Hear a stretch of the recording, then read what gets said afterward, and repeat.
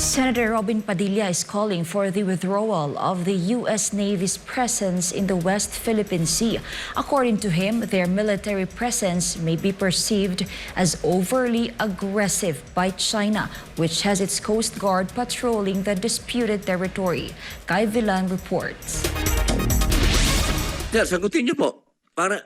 Simple lang naman po yung tanong ko, Chairman. Yeah, Mr. Inaamin po ba natin na hindi natin kaya? Kailangan natin ng US Navy doon, paikot-ikot. Senator Robin Padilla expressed concern over the presence of the U.S. Navy patrolling the West Philippine Sea. Amid escalating tensions between the Philippines and China, Senator Robin Padilla has raised questions about the presence of a U.S. Navy aircraft patrolling the contested territory in the West Philippine Sea.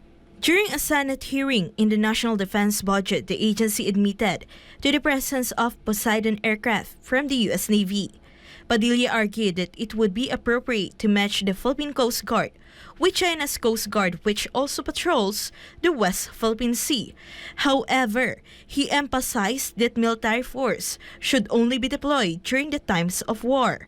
The senator warned the tensions between the two countries could worsen if an armed U.S. Navy presence were to confront the Chinese Coast Guard, which is a civilian agency. Buong mundo may Coast Guard. Okay? Sila ang nagpupulis ng dagat. Ang armed forces, andyan yan paggera na. Huwag natin ibahin kasi na tayo ang hirap naman natin na para naman tayong yan hindi naman kayo ang re-respond. Nangyari na po yan sa Scarborough Show sa panahon ng administrasyon dati. Alam naman po natin yung nangyari dyan.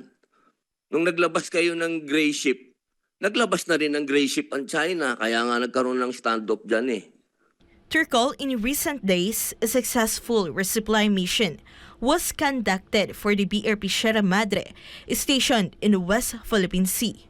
The U.S. presence was there at the time, but Department of National Defense Undersecretary Ignacio Madriaga emphasized that the country has the capacity to carry out resupply missions without the assistance of the United States.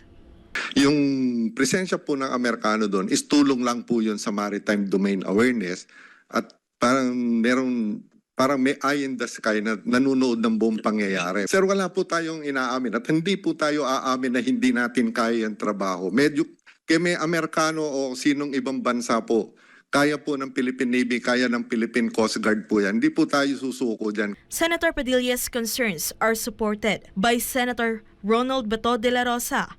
Senator Bato insisted that the patrol operations conducted by the Philippines, including the U.S. Navy in the West Philippine Sea, should not be given any other interpretation that could be seen as aggressive by China. Alam natin, it is a universally accepted concept na yung Coast Guard talaga is not part of the military.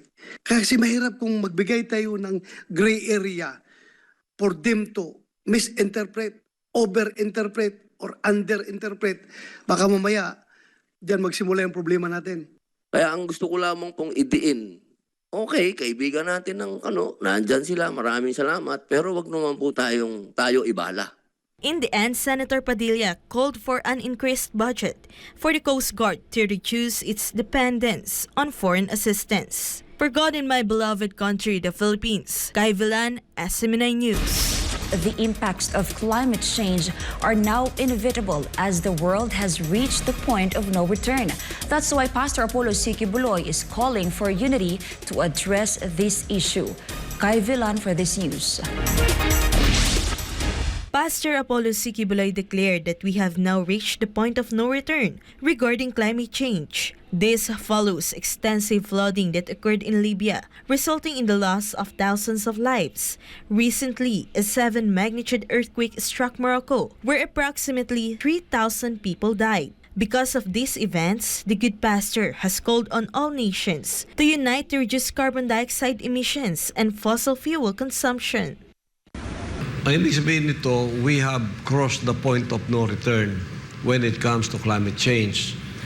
Ngayon, kung magkakasundo ang lahat ng bansa to reduce the carbon dioxide emission, kasi sirang-sira ng ozone layer, noon pa sinasabi ko, di ba? 2005 pa. According to Pastor Apollo, nature should be cherished because it is a gift from God. He added that it is also possible that nature may retaliate against humanity due to its greed and neglect. Kapag sinisira natin ang planetang Earth na binigay sa atin, sinong masisira? Di ba tayo rin? Dahil sa kasakiman at kamunduhan ng tao. Oh, puro greediness, puro selfishness, puro pang sarili. Kung anong mahahakot nila para sa kanilang sarili gagawin nila. Without caring for the environment. You know, trees are already here without us. And they will remain here without us. If we cut them off, and then we destroy the nature God has given to us in wanton greediness and selfishness, it will all come back to us. Tulad ito, itong mga disyerto ito, di nakakabahanon yan. Ngayon, doon na pumupunta. Climate change yan eh. Huwag kayong magtaka, isang araw, ang Pilipinas magkaroon ng snow. Because climate change eh. Oh.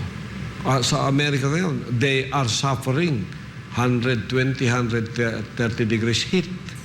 Napakainit. Oh. Ano lang pinakamandang lugar ngayon? Glory Mountain. To recall, Pastor Apollo is a well-known environmentalist in the Philippines. He founded the Sunshine Philippines movement and dedicated it to preserving environmental harmony and advocating for the protection of nature. One of the primary showcases of Pastor Apollo's efforts is the Glory Mountain, where thousands of pine trees have been planted. The ongoing planting of pine trees in the Philippines, especially in Davao City, under Pastor Apollo's leadership, has been a significant contribution. What was once a flood-prone area in the southern part of Mount Apo is now a sanctuary for preserved nature. Tayo nagpasimula ang Sunshine Philippines Movement in our own little way to help mitigate climate change. Salamat naman sa Glory Mountain, we made our own climate change. Napakaganda ng weather doon, pinagpala ng Ama. Ngayon, kung magpapasimula tayo, the effect will be in 10 to 15 years. Kung lahat magtatanim ng mga punong kahoy para bumalik muli ang ozone, pagkatapos ang carbon dioxide emission mawala, babalik yung dating sigla ng ating planet Earth. For God and my beloved Philippines, Kai Vilan, SM9 News. Later, Representative Richard Gomez is now promoting the use of earth-balling machines in the country. What is the purpose of this initiative? Here's MJ Mondihar with the report. The world is feeling the severe effects of climate change in increasingly powerful storms leading to flash floods and extensive flooding. There is also an alarming rise in extreme heat in various parts of the globe. One of the causes of climate change is deforestation. With this, in a privileged speech, later Representative Richard Gomez emphasized the urgency of planting more trees in the Philippines. On the average, a tree absorbs 25 kilos of carbon dioxide every year. Per capita greenhouse gas for Philippines is about 1.2 tons per year. This means that just 48 trees absorb the equivalent of greenhouse gases for one Filipino per year. And trees do more than just absorbing greenhouse gases. Trees give us shade, prevents erosion, prevents flooding, and enhance the beauty of our surroundings. To aid in tree preservation, Gomez suggested using earth-balling machines in government projects, particularly those that would otherwise harm trees. As per DENR, earth-balling is defined as the process of moving trees by digging out the earth and the roots in a circular shape, leaving most of the root system undisturbed and intact. Earth-balling is not entirely new in the country, according to Gomez. In fact, it has been used in Cebu City and Puerto Princesa City in Palawan for infra projects. However, many regional offices of the Public Works Department need more budget for this method. Nasa 10 to 20 years ang kailangan para makapag-produce sa mga matatayog at mayayabong na mga punong kahoy gaya ng inyong nakikita. At sayang kung ito'y mahahagip lamang ng isang iglap ng mga proyekto ng pamahalaan. Sinasabi na last option ang pagpuputol ng mga punong kahoy sa mga government projects at Available lamang option na yan kapag hindi pwede ang earth balling method. I also found out that if earth balling was undertaken at present, it would be done manually, which is laborious and an expensive process. I believe that it is because of this complication that tree cutting permits are methodically granted to DPWH for road widening programs. To combat climate change, Gomez plans to propose legislation making the presence of earth balling machines mandatory in all DPWH and DENR offices. He then called support from his fellow lawmakers. This slide will show us how a tree is successfully earth balled and replanted. Yan, may kita nyo dyan. Yan yung mga klase ng earth balling machines na pwedeng gamitin kung kailangan natin ilipat ang mga puno kung meron tayong road widening programs. And it only takes about 30 minutes to ball one tree. Time is of the essence. We do not have the luxury of 20 to 35 years for a tree to mature. We know that climate change is not coming. Climate change is already here. And we have to act fast. We have to act right now. For Ganamabel of Philippines, I'm Jem Ondihar, SMNI News.